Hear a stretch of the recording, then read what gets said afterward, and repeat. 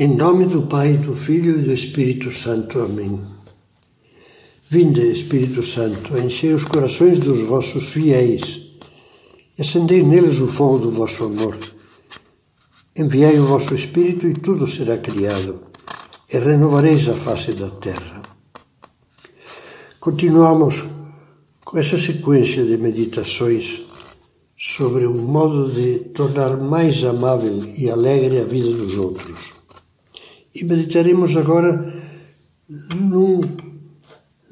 num espírito evangélico muito claro. Jesus fala muito dele, o espírito de serviço. Se compreenderdes estas coisas, dizia Jesus depois do lava-pés, sereis felizes sob a condição de as praticardes. E quais são essas coisas que ele nos anima a compreender? Só olhando para o lava-pés, Jesus, o Mestre e o Senhor, ajoelhado aos pés dos apóstolos, lavando os pés, já se entende. É a dedicação humilde e o serviço aos demais. Jesus, depois de lavar os pés, diz: compreendeis o que vos fiz? Vós me chamais Mestre e Senhor e dizeis bem, porque eu o sou. Logo, se eu, vosso Senhor e Mestre, vos lavei os pés, também vós deveis lavar os pés uns aos outros. Dei-vos o exemplo, para que, como eu vos fiz, assim façais vós também. Se compreenderdes essas coisas, sereis felizes, sob a condição de as praticardes.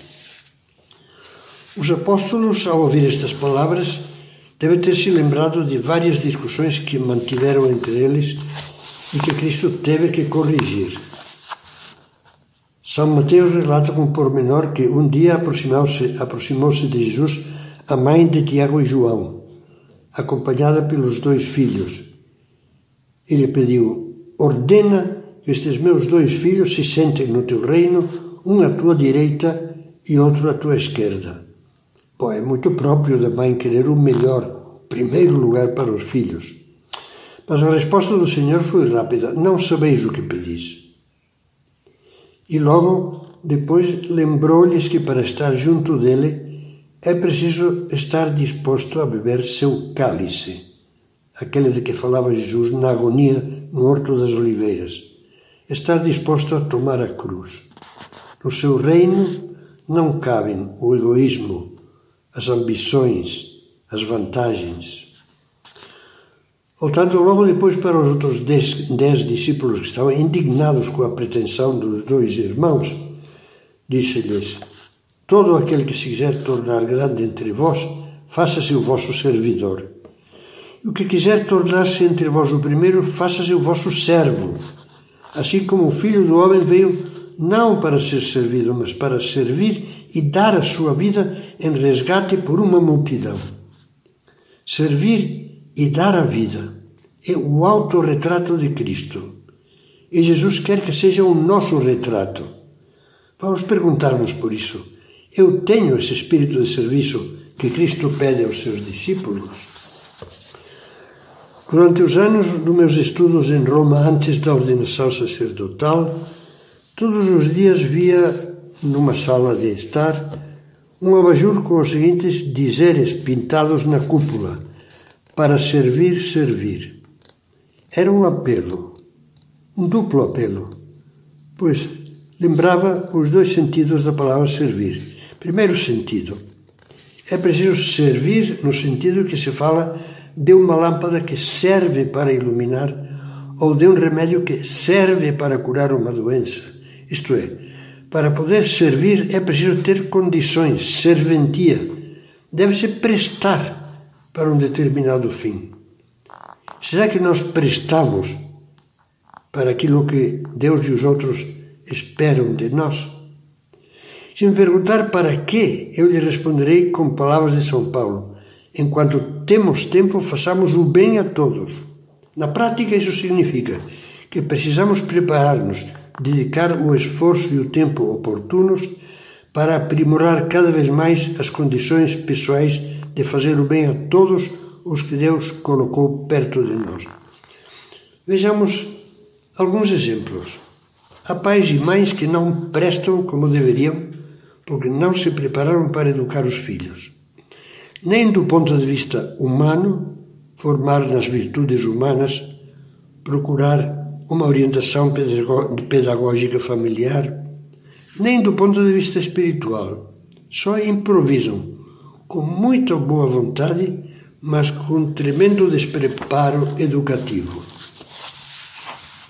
Há mestres que não prestam como deveriam, porque só transmitem segmentos de ciência especializada e não cumprem o dever de formar os alunos, visando, além dos conhecimentos técnicos específicos, formar homens e mulheres preparados para enfrentar a vida, dando-lhes um sentido e para ser úteis aos demais.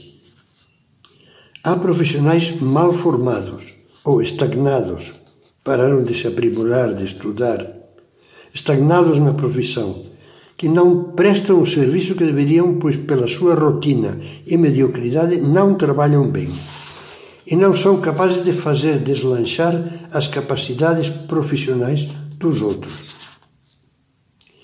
Há cristãos muito bonzinhos que não prestam porque nunca se formaram como deviam e era o seu dever. Não sabem nem o catecismo da primeira comunhão. Têm uma carência deplorável de doutrina sobre as questões fundamentais da fé e da moral. Falta-lhes o critério cristão indispensável para encarar os problemas éticos individuais, familiares e sociais da atualidade. Há inúmeros noivos que vão ao casamento despreparados, porque não conhecem a diferença entre as paixões voláteis e o autêntico amor. Nunca pensaram que o casamento é uma vocação grande e uma missão divina. Ignoram o tesouro de graça que é o sacramento do matrimônio em confronto com a fragilidade da união livre e do casamento civil. Depois desses exemplos, penso que temos alguns elementos de juízo para tomar a resolução de nos prepararmos para prestar, para estar mais prontos para servir. Segundo sentido daquela frase, para servir, servir. Não basta estarmos preparados, como acabamos de comentar, mas é preciso ter espírito de serviço, ou seja, ter a disposição de sacrificar-nos para prestar serviços aos demais. Repito, porque isto quer dizer servir, dispostos a sacrificar-nos para prestar serviços aos demais. Será que já percebemos a enorme capacidade inativa de servir que nós temos? Precisamos lutar para torná-la capacidade ativa, com a família, com os colegas e amigos, com os conhecidos e desconhecidos. Só o trivial cotidiano, o dia a dia, abre um bom leque de possibilidades de serviço. Vou lembrar algumas das mais simples. Pôr ordem nas coisas materiais, que facilita a vida dos outros. Colaborar em pequenas tarefas domésticas. Prontificar-nos a fazer compras na farmácia ou no supermercado. Atender à porta. Desligar uma luz que ficou acesa e a conta de luz continua rodando. Ajudar no estudo de um filho, em vez de cochilar de frente à TV ou ao celular.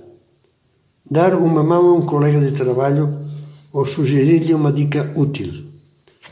Falar a sério e não da boca para fora quando dizemos pode deixar, conte comigo, vamos lá. Também poderíamos tratar dos pormenores que incentivam e ajudam a criar no lar um ambiente simples, autêntico, de oração, sem impor as coisas, de piedade cristã, mas esse ponto já é tratado em outra meditação. Só agora completo dizendo, comentando melhor, quais devem ser as qualidades de um bom serviço cristão? Poderíamos resumi-las em 3. Primeira, servir com alegria, como diz o Salmo 100, no versículo 2. Quem é que agradece um serviço forçado, prestado de mau humor e com a cara fechada? Seria como jogar um pedaço de carne podre a um mendigo faminto. Sorrir, diz o Guimarães Rosa, é também uma humildade e é certamente um ato de amor. São José Maria expressava bem esse ideal. Oxalá saibas, todos os dias e com generosidade, sacrificar-te alegre e discretamente para servir e para tornar agradável a vida aos outros. Este modo de proceder é verdadeira caridade de Jesus Cristo. É o ponto 150 do livro Sulco. Segunda qualidade de um bom serviço: servir com elegância, sem dar importância, sem exibir nem cobrar o serviço prestado. É o que fez Nossa Senhora quando visitou Santa Isabel para ajudá-la nos últimos meses de gravidez. E é o que Cristo nos ensina quando pede que depois de termos feito tudo, digamos para nós mesmos: não fiz senão o que eu devia fazer. Pronto. Também São José Maria tem a esse respeito palavras muito belas. Procura prestar a tua ajuda sem que os outros o notem, sem que te louvem, sem que ninguém te veja, para que, passando oculto como o sal, condimentes os ambientes em que te desenvolves e contribuas para conseguir que, pelo teu sentido cristão, tudo seja natural, amável e saboroso. Terceira qualidade: adiantar-nos a servir. Amar é adivinhar, dizia o escritor francês Ernest Hello.